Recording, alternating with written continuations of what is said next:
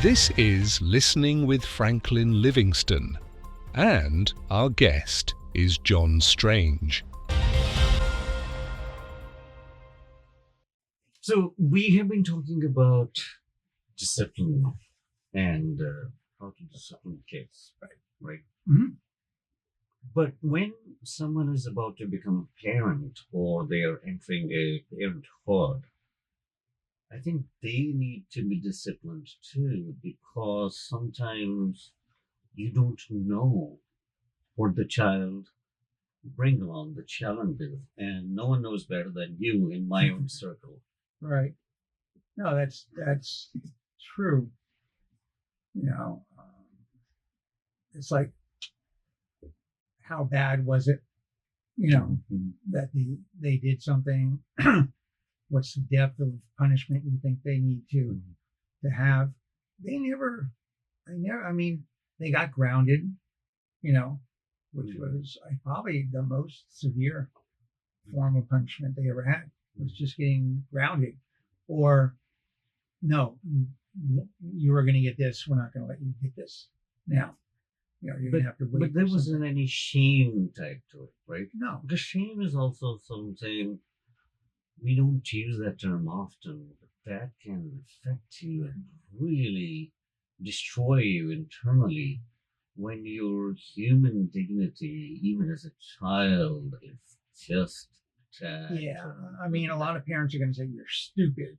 How could you possibly do this? You're an idiot. I mean, anybody, your guy down the street could pass us with his eyes closed, that kind of thing. We never did that.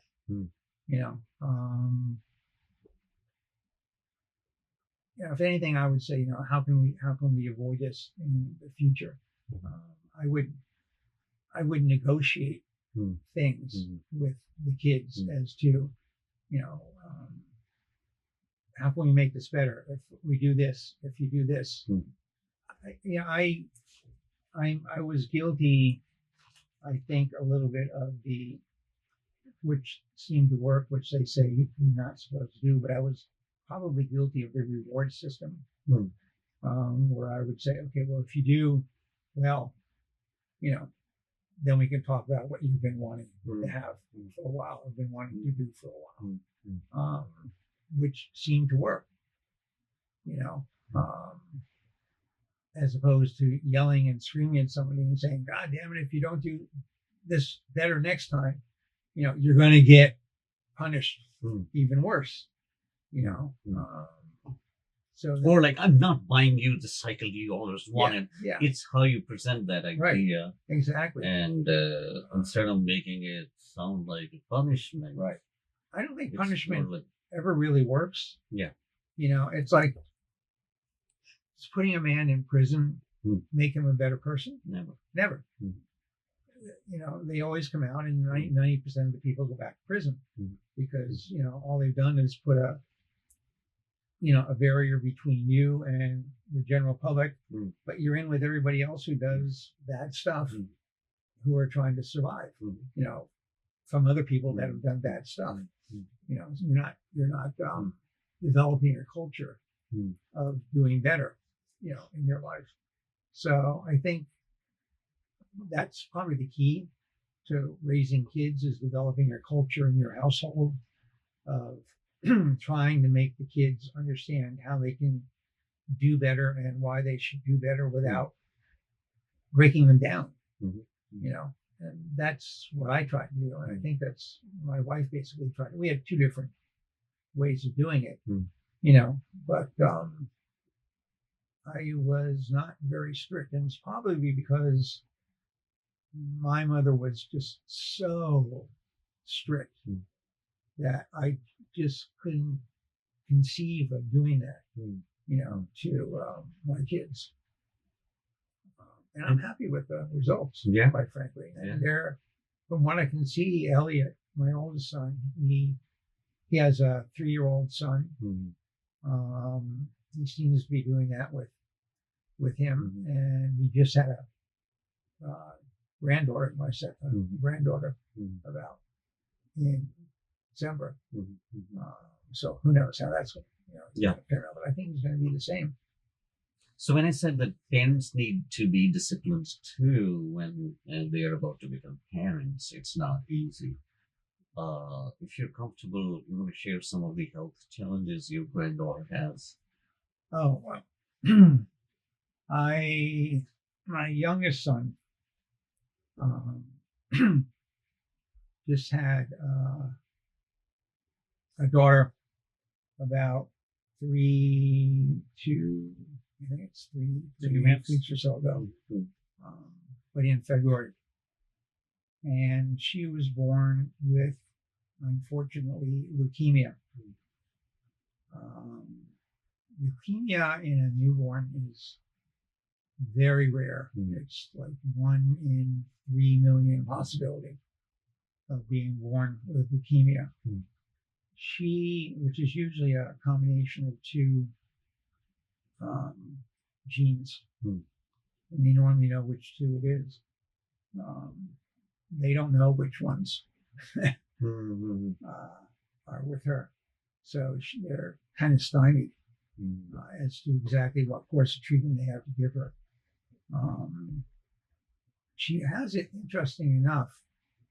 She was born with bumps all over her body, which was the first sign, because when she came out, everybody went, and said immediately, the entire room was, kind of aghast, and they, anything wrong, and they showed her to Elliot, not Elliot, but Jake and Abby, and then, immediately sort of whisked her away. And Jake and Abby don't have any problem. So there were no. They went through all. In fact, they went through all the available tests at the time. So that's what I'm saying. When something unexpected happens, as a parent, you have to have extra grace and patience and dedication. Which is not an easy job. Yeah, I mean, there's nothing that they did wrong. Which is the first thing that the doctor said. I mean, she didn't drink. She didn't do drugs or anything. She didn't do anything abnormal. It's one of those luck of the draw things. So, as I was saying to you earlier, obviously the downside is that she was born with leukemia, which is very rare. The only upside to it is that she's got a form of leukemia that they don't even know what form of leukemia is. So you have everybody who is in the oncology profession wanting to get in on it, because they want to find out what it is. It's literally a case that is going to go into medical journals. So, which is really not the greatest news that you want to hear, frankly. But it also is kind of hopeful, because you're not going through just the normal everyday, procedures that a child with leukemia would normally go through. So we don't know. It's only been about 3 weeks. So we can only hope, out for the best results possible.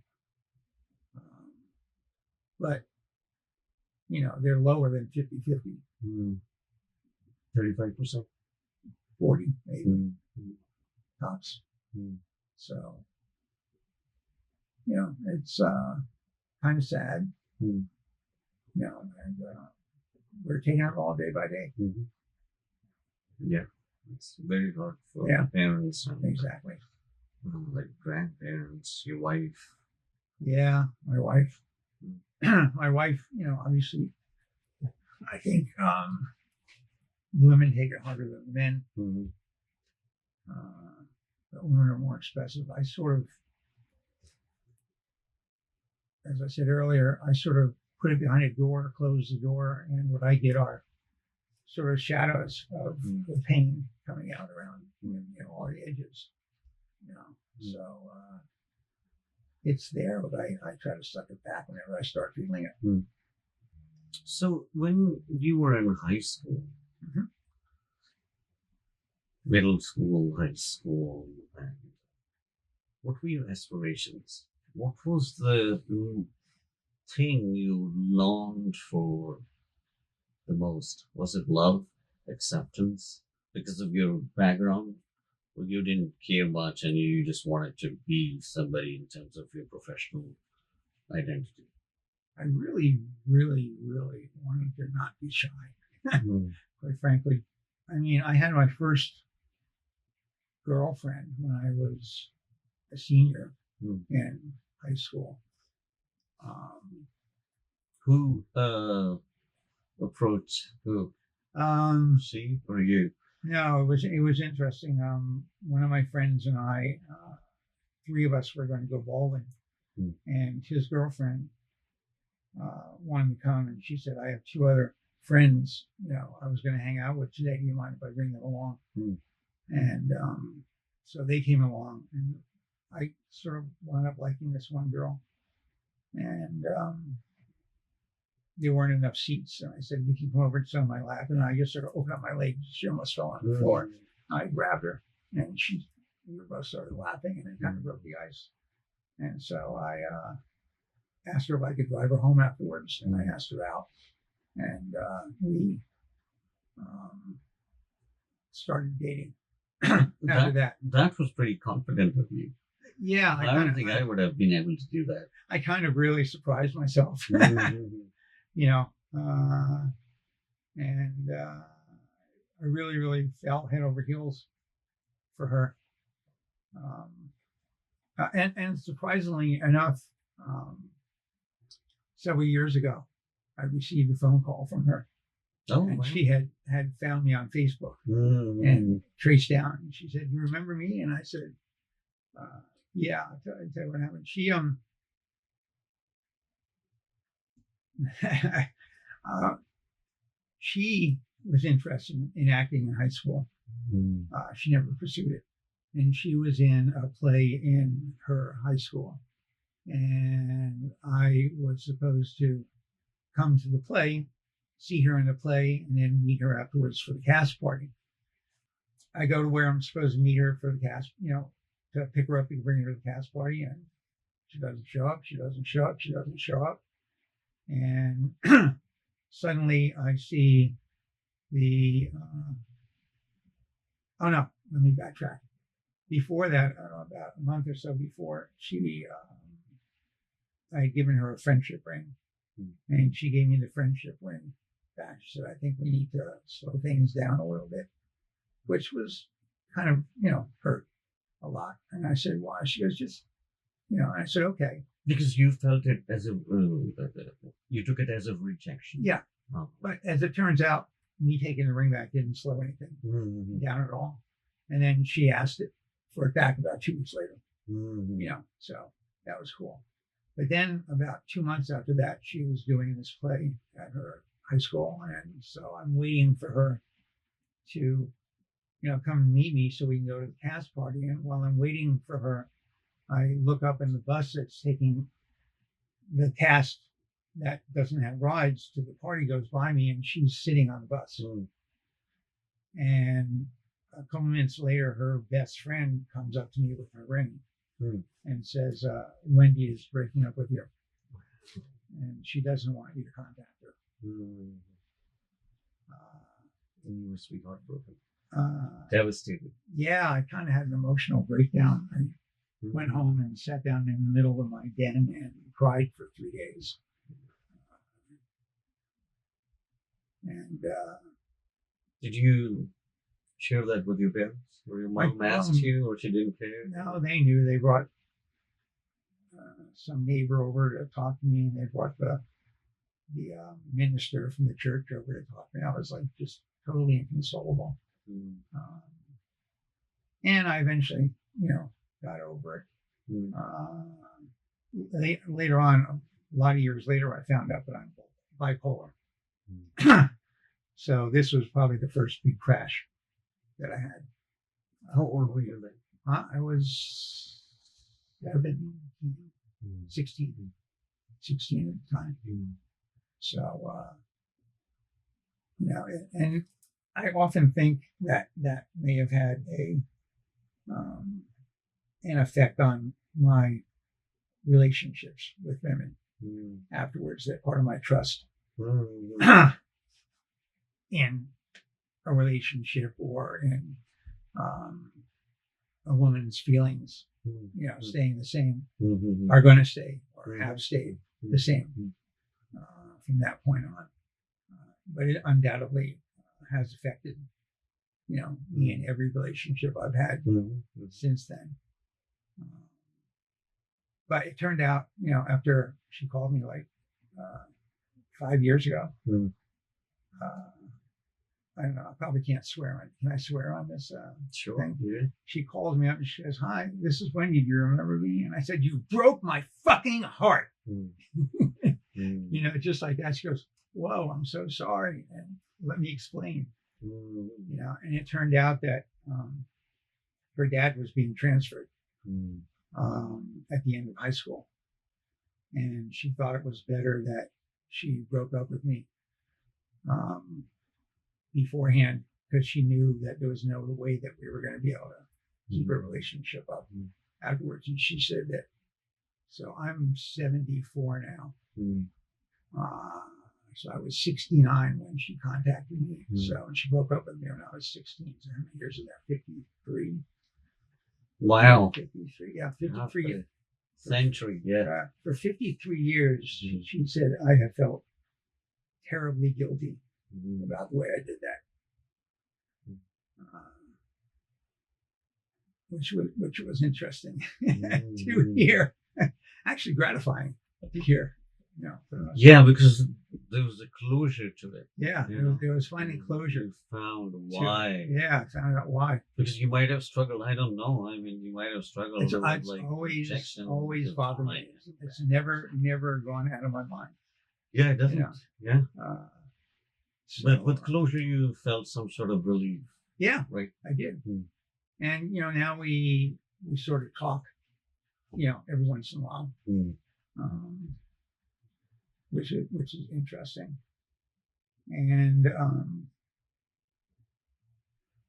that brings me back to the girl I told you who was interested in me in high school.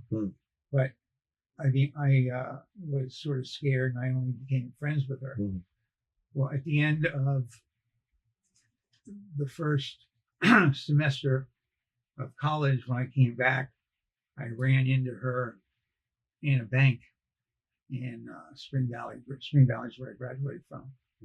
And the friendship hooks back up. And then over that summer, she was coming over every day, and we wound up dating, and she became my first wife for 7 years, which was interesting. And now we hooked up on Facebook, and we talk on the phone like every couple of months or so. She just recently moved out to Seattle. She's kind of lonely. She doesn't know anybody out there. But so two of the major women in my life I've re-hooked up with. Which is interesting. So when did you move to Brooklyn? Because I remember a long time ago we talked about you had an apartment there, right, which you sold, which might have been for millions and millions of dollars now. Actually, it is. I got my first wife and I got married the day after my 21st birthday. So I was young. And you were in college, or you just finished high school, or what was going on? What happened is my best friend, who was a year older than me, invited me out to his school, college, for the weekend. And that weekend happened to be Kent State weekend. And Kent State happened to be the college that he was going to. Okay. So I was there when Kent State weekend happened. and kind of in the middle of everything that happened.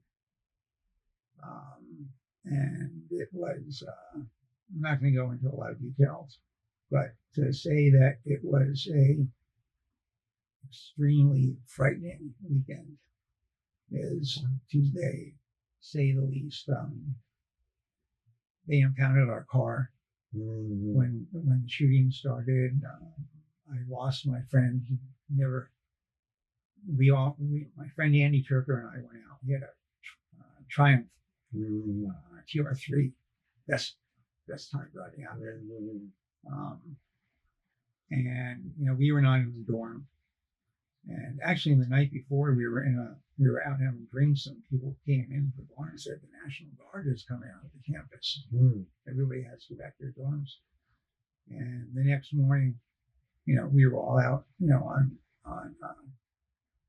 outside on the campus and stuff like that. And then we heard the shooting, and everybody ran back to their dorms, and we went back to Kenny's dorm, and he never came back.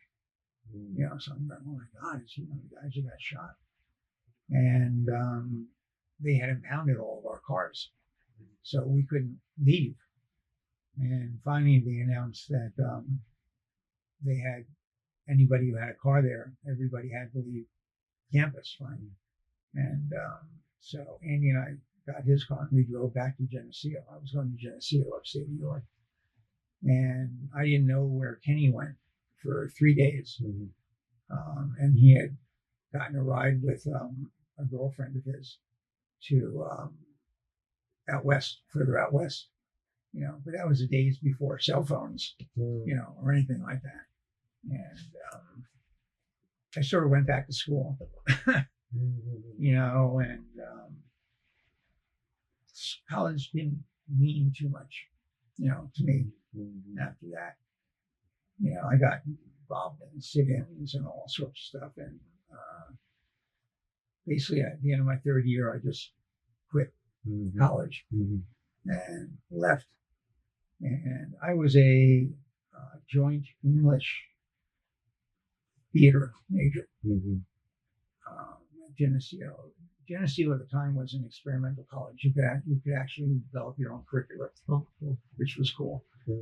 And I decided I wanted to be an English major because I didn't know really what I wanted to be. I wanted to be an architect because I'm very, very good at drawing. But then I realized you had to know math, and I suck at math. So that wasn't going to work. But the end of the first semester, when I had to choose classes for the second semester, I happened to be looking through the catalog, and I saw Acting 101. And the description of Acting 101 was you will be working with an individual partner, learning scripts, getting up in front of the class and performing pieces of a play, and you will be required to audition for and get into a play as your final. Okay, and college knows this. Knows that you have to get a spot in a play. And I went, well, if there's anything that's going to get me over being shy, this is it. Yeah. So I signed up for the course, and it did. Cool. I got the very first play I tried out for. I got cast in the lead. Oh, right. And I won Best Actor for the year at the college. Do you remember the play? The important. No, it was. No, I can't remember. It's okay. I do have it at home. It's in my resume. It wasn't a Shakespearean play. No, and it was actually theater in the round, which is even more difficult. Yeah. To work in, which was interesting. But college play things happen. It was almost the very last scene, for some reason I remembered. I did the entire play in a Captain Crunch voice, Mm. which I thought was clever. And they really liked it when I auditioned with it, which they liked. But one of the last performances, I kill one of the people on stage. I shoot them with a gun that's underneath my chair. And the prop master forgot to put the gun underneath my chair. Mm. And so I'm like reaching down, looking, and I'm going, And there's no gun there. There's no gun there. So I picked the pencil up off the table and I stabbed the guy. And the guy behind stage had no idea what was doing, so he let off the shot sound effect. So it's bang! The audience might have thought it's a pen gun or just absolutely broke up, So, but that is where I got interested in acting, and I wanted, from that point on, I wanted to be an actor. And your girlfriend was with you? You guys were together at that point? No, I had no girlfriends Okay. at that time. So the first girlfriend came after that? Yeah. Okay. Yeah. No, the second, the one I married, came after that. Oh, I got you. The first one, first one went in the bus. My timelines may be slightly messed up. Yeah. And of course, why didn't I become an actor? Can you guess? I know that, but but I want to know. We'll share that with you too. When did you go to HB Studio? Okay. When my first wife and I got divorced, so I was married for 7 years. 7 years. We you asked when I moved to Brooklyn. So when we got married, I lived in Spring Valley. We had an apartment. Then we moved to Haverstraw in New York. We got another apartment. And then we bought a small Cape Cod house in Suffern, New York. It's probably all on my shoulders, and I'm terrible at this because it's probably used this a couple of times, but we rented a room to my brother's best friend. We rented our dining room out and turned it into a bedroom. And he had a girl that he was dating, and I saw her, and I went, my first wife and I sort of had a semi-open relationship. And I saw this girl, and I went, oh my God, and she wound up moving to Brooklyn. Doris and I, Doris's name, by the way, last name was Goodfriend, so her name was Doris Goodfriend Strange.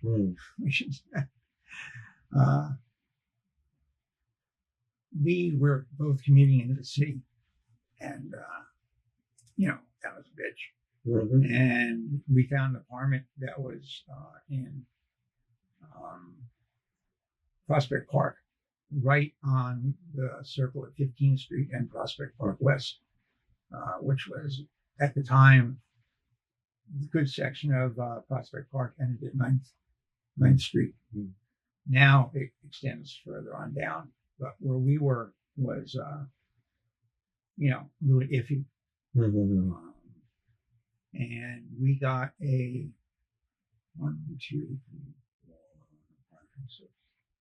8-room apartment. Wow. Technically kind of a railroad, but it was, you walk in, it was one big long hallway, and everything came off the left-hand side. Were you able to afford that? It was dirt cheap. Once again, let me back up. First of all, what we got was an apartment in a brownstone.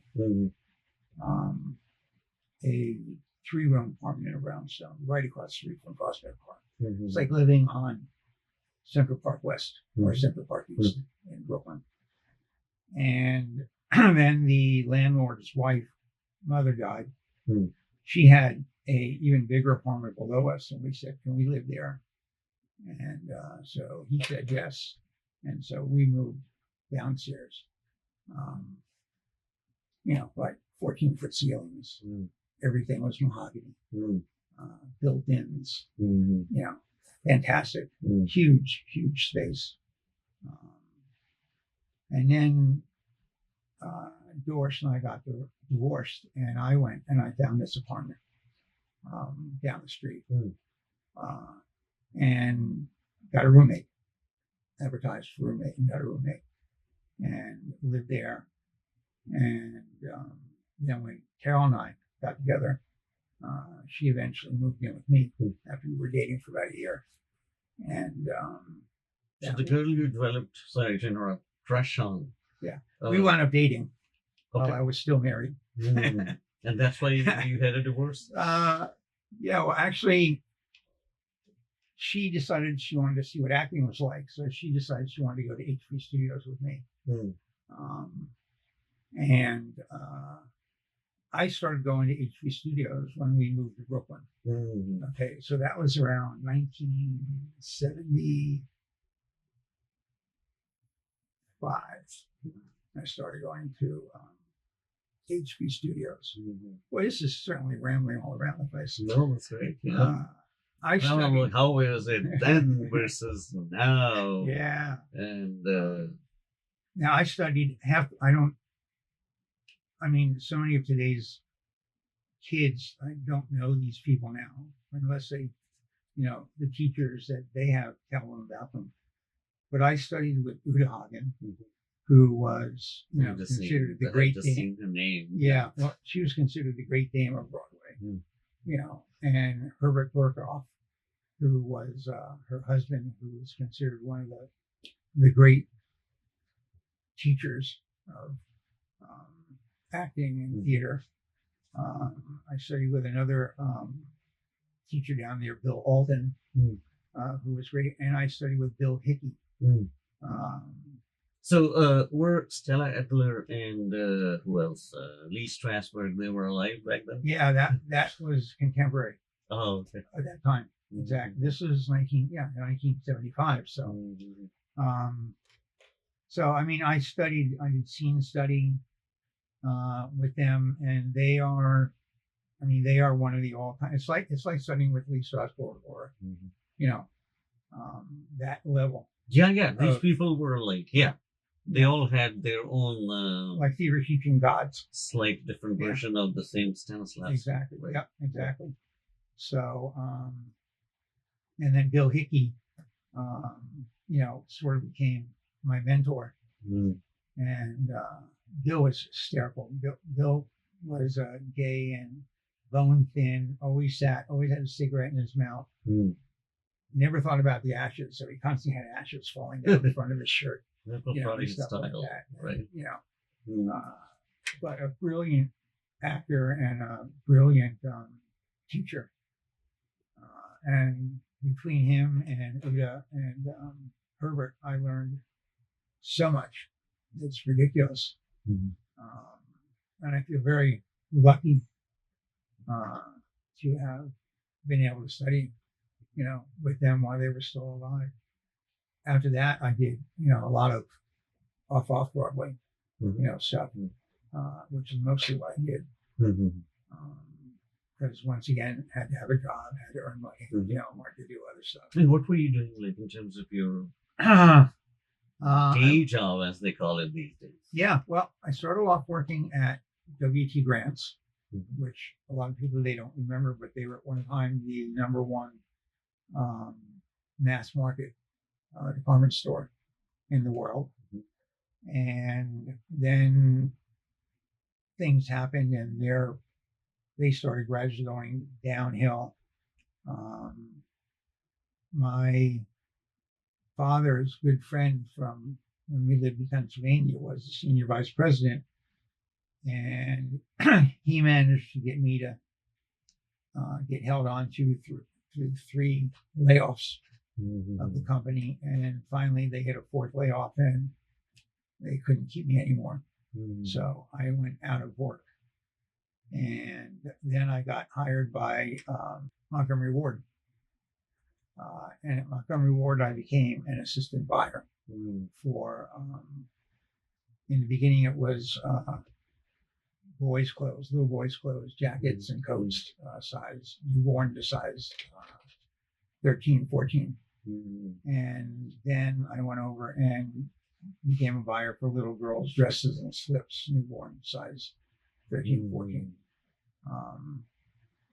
And my one claim to fame at Montgomery Ward was that I got super, super tired because you wind up doing the same stuff. You know, Yeah. when you're putting You a get clothing, boring, yeah. a clothing line together, you're doing the same shit all the time. And I decided I'm tired of like forgetting, did we do this? Did we do that? So I spent a whole bunch of time and I made a spreadsheet of every single step that it took from day one to put together a clothing line. You know, okay, today we've got to start thinking about the look. And then we have to start thinking about, you know, who do we have to call up? Who are we interested in using this year? Who are we going to get to make stuff? You know, blah, blah, blah. And just, it was long because it was all no computers. You know, and it's long. It's probably the whole length of this wall long with check marks on it. And hung it up on the wall. And we used to,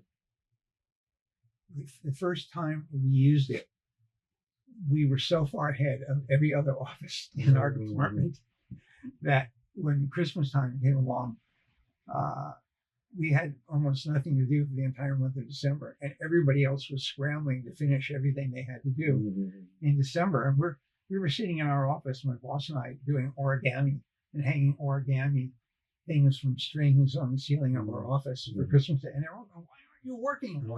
We're done. How did you get done? Well, John invented this thing on the wall here, and we just followed. The hell, you know, like that. Yeah. So, one of our manufacturers, who was working as a salesman, decided to start his own company, and I said to him, I said, you know, I think you're going to need a assistant. He said, "Do you have anybody in mind?" And I said, "Well, how about me?" He goes, "Yeah, you're hired." So I left Montgomery Ward and went to work for him for a few years. So then I became basically, instead of buying little girls' dresses and slips, I wound up selling little girls' dresses and slips.